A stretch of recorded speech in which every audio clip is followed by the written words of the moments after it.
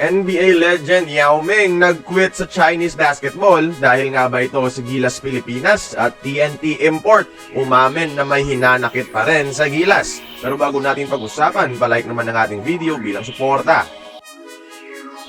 Isang nakakagulat na balita, si NBA legend Yao Ming ay nag-quit na sa posisyon niya bilang chairman ng Chinese Basketball Federation.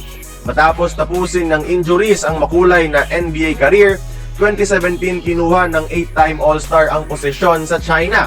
Maganda naging simula nito with the rise of Gu Ailun at sa pagiging dominant pa rin ni Yi Jianlian kahit nasa twilight na ng karera. Pero recently, puro palpak ang resulta ng China.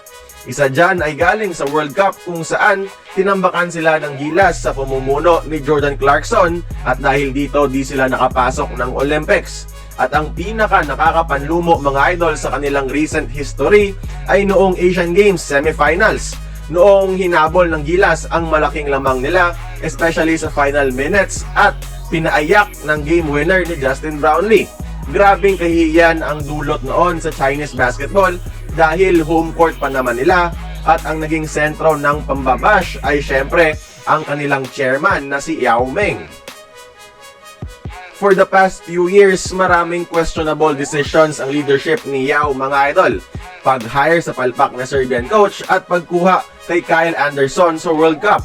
Personal decision daw ang pag-alis nito, pero siguradong malaki ang ambag ng Gilas sa downfall ng Chinese basketball in recent years at isa sa mga dahilan kung bakit bumitaw sa pwesto ang NBA Hall of Fame Center. Speaking of Gilas, may halong hinanakit at di pa rin makamove on si Talk and Text import Rondae Hollis Jefferson sa nangyari sa Asian Games kung saan pinauwi sila ng Gilas na may silver medal lamang at talunan.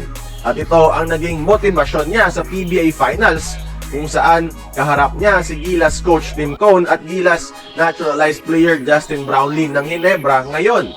Kaya maganda ang pinapakita at buwis buhay itong si RHJ sa buong serye. Kahit dito man lang daw, makabawi siya sa pait ng pagkatalo na binigay sa kanya ng ating national team. Anong opinion nyo tungkol dito mga idol? Join the conversation, magkomento lamang sa ibaba.